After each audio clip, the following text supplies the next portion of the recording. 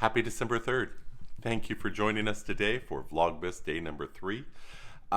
It's getting a slow start, to be perfectly honest, because I'm so busy at this art show that just sort of hit right at these days. But so I'm kind of busy, but I want to connect with everybody and do this because it's so important, I think, to prepare our hearts for Christmas and to focus our hearts on what's more important about Christmas at that. You've probably all seen the phrase, Jesus is the reason for the season, and I hate reducing things to bumper stickers or, mug slogans. But the reality is that Christmas is so much more than holiday shopping, eggnog, tree decorating, obviously. And of course we can do both. There's nothing wrong with all that other stuff. Clearly, I've got a tree up and do the decorating. But I also know that I can get so distracted. I can get so caught up in things that are right, but less right, or good, but less good. You ever done that? It's not that things we choose are bad. They're just not as good as some things that are gooder, better. So I hope that you'll just join us along for this ride as we just try to stay focused on the main thing. Keep the main thing the main thing. How about that for a t-shirt slogan or bumper sticker or coffee mug? All right, let's get started on our advent calendars. All right, day number 3. Pull it out of the pocket. And onto the tree it goes. Now let's go get some candy. All right, it's a little early for the candy. Hey, yesterday I didn't do one out of the IKEA one because I thought Diane was going to do it when she got up since she was home. And she didn't. So I snuck the candy out, and we'll do both. All right, day number 3 on the Lent one is Santa's face. I always feel a little weird popping somebody's face open. Don't you? Oh, I thought that was going to come out easy. I don't know what that is, but that looks kind of elegant. Wow. Well, I'll look forward to trying that one. All right, and day number 3 rather, is right here. It's interesting that IKEA didn't pre-wrap their candies. They don't need to, they're sealed in there, but there you go. All right. Well, now the more important one. Waffles. Waffles, you want your treats? Do you want to get into your advent calendar? Huh? Let's do it. Let's get them. Let's get the treats. Yes. Oh, you're so easy to get excited, aren't you? Yes. All right, she already knows. I'm pulling this out, and she's like, oh, there's something fun in here. Let's see, where'd they put day number 3? Way over here. Oh, this one's a toy. Oh, she's gonna bark and go crazy, and everybody's asleep, so I'm not gonna let her play with that too long. What's that, Waffles? What is that, huh? Let's see. Let's go chasing the ball. You ready to go? Huh?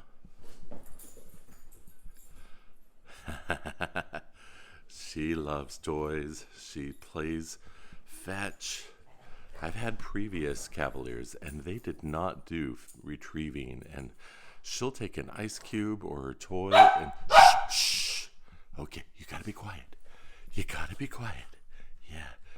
She'll take an ice cube or a toy, and she will toss it up in the air and then go chase it. She is a fun dog. Yes. Okay, Waffles, where are we at? Where are we? We are up in the theater room where we built, I said that the other day too, where we put up this Christmas tree.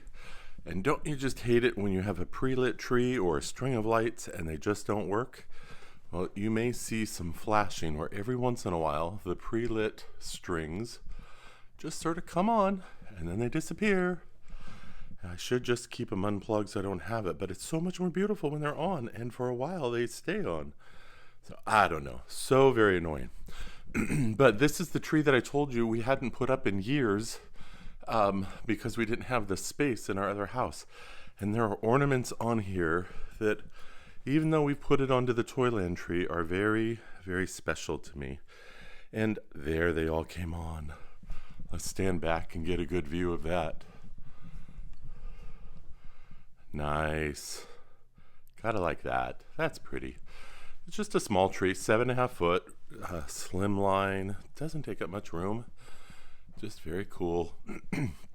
But I've got some really precious ornaments that from when I was a kid, I made them in early high school. And even some are passed down from my mom. She got us started giving us a box of ornaments when we first got married. And we've been married 36 years, so we've had them for a long time. We're old. No, we're not. Oh, and then they just went off. Okay. All right, well, let's look at a couple of the ornaments. I'm going to focus on some ornaments over the course of the month. So let me just do...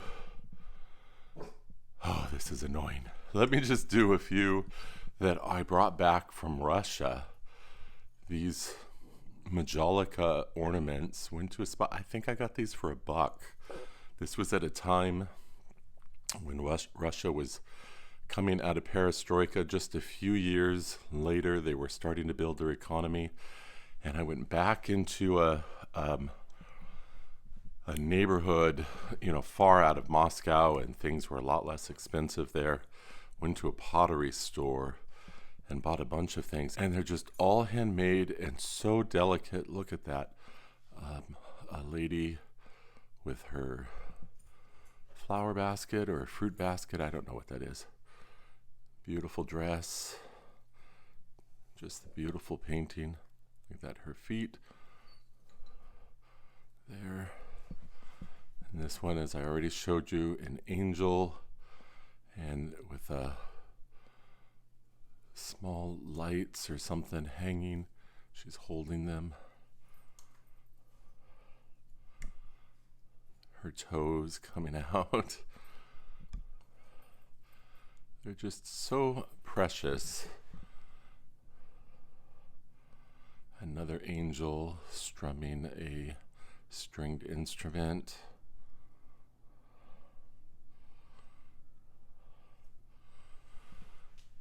So most of my ornaments are handed down, or we purchase them on different trips we've been on. Some we've made over the years, and sometimes we've gone to just some stores in the past after Christmas and bought some really beautiful ones, but mostly they all have a story. This is one of our newer ornaments. Guess where that is? If you watched our tour driving across country, it's Buc-ee's. I just had to get it. It's tacky as ever, but that's why it's on this tree and not the fancier tree downstairs. So our first Christmas, gotta love that. And then in the 80s, these little pom-pom projects were fun and crafts, and Diane made that one and I made this one. That was like early in our marriage. We didn't have much of anything. And then this is a funny one. That's supposed to be the COVID virus that was given to us by a family member as just a joke. It's kind of sad, but it definitely records a point in time that was pretty profound. So all right, well, let's get looking at our verse for today. I'm sure Waffles loves the camera. She seems to know when I'm doing recording. She wants to crawl up in my lap and be on camera because she's such a star. You're a rock star, aren't you? Yes, everybody loves Waffles. So let me adjust this a little bit more.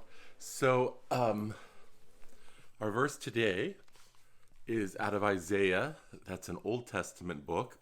Again, for those that are unfamiliar with the Bible, there are two sections of the Bible, basically before Christ and after Christ. So you've got the Old Testament is the about the first 2/3 of the Bible, and then the New Testament. The Old Testament is filled with history of God's creating the earth, and then it's filled with the history of Israel, God showing himself to mankind, trying to build a relationship with the peoples of the world. They rejected him, and so then he focuses on Israel itself to try to let them be a shining example to the whole world that God loves people and that people would come and see him. And then, of course, Israel had their issues and rejected him at times as well. And then ultimately there were prophets who spoke on behalf of God, giving prophecies to things that would come into the future. But not all prophecy is future telling. A lot of prophecy is just explaining what God's heart is for mankind. Sometimes there's judgment, sometimes there's blessing, sometimes there's warnings. And so that's the Old Testament's filled with a lot of things like that, as well as beautiful poetry books like the Psalms. There were songs, and the words and the lyrics reflect God's heart for man and man's crying out to God about the struggles. And so a lot of people find a lot of comfort in the Psalms because they really speak to our emotional core. Well, there's also then this prophet Isaiah, and a lot of his words to the people of Israel were warnings and such, but there were also some incredible and also there were some incredible prophecies that we call messianic prophecies, referring to the coming Messiah. Another word that we don't always use all the time, but it's a word that means that God is going to come and save us and rescue us through this all-important person, the Messiah, the Savior. We've come to know him as Jesus in the Christian faith. And so this prophecy in Isaiah 7:14 says, "And the Lord will give a sign, a virgin will give birth to a baby, and he will be born, and he will be called Emmanuel." So there's a couple things in there. Obviously, a virgin, that doesn't make sense to us, does it? But if you lay a foundation of belief that God can do miracles, first of all, if you believe that God exists, if God is all powerful, if God created heaven and earth, I know those are big ifs, and a lot of people don't accept that, and they struggle with that, and that's fine. But once you start to open that door, it's not a big deal to believe then in miracles, in parting of Red Sea, and virgin births, and changing water into wine. These sorts of things, raising somebody from the dead, these sorts of things, if God is all powerful, then why not? He could do these things. There's importance of the virgin birth because Jesus, the Messiah, needed to be fully God and fully man. I'm not gonna try to say that's an easy thing to wrap our head around. But in order to understand what Jesus came to do, like we said yesterday, to die on a cross, to take care of all of our problems in our life, our struggles, our sin, our pain, the only way that could be accomplished is if that God himself was the sacrifice, because only God could pay that kind of a debt. So he needed to be fully God, and therefore that has to be through the virgin birth. But the more important part, that's important theologically, that's important to understand academically, but the more important relational and emotional thing is his name, Emmanuel. These lights, they're annoying. The most important thing is his name, Emmanuel. God is with us. That's what that word translates to. And that's a unique concept, that God would be with us. He identifies with us. He knows our pain. He knows our struggles. He knows our hopes. He knows our fears. He knows what it is to be human. The thing we hate most is when somebody who has no understanding of our situation says, "Oh, I understand. Here, let me help." And you're like, "No, you don't understand. go away. And God understand that that's a mindset in our psyche, the way we think. And so he came to be with us, to be one of us, so that we would say, okay, you do understand. Okay. I hope that all makes sense. Then that there was more explanation and helping you to understand than it was to be preachy. And I don't even know what that word preachy means. I guess preachy means pointing and judgment in your face. And I don't do that. I don't like that. So God is with us. Now let's make room in our hearts for him to be part of our experience. Okay, Waffles. She fell asleep in my arms. She loves to be in my arms. Say goodbye to everybody. Huh? Wave the paw. Bye-bye. Say bye-bye. And take one last sip of coffee. Oh, I can't even get it to my face. Take one last sip of coffee. And I'll say, be good to others. Bye-bye.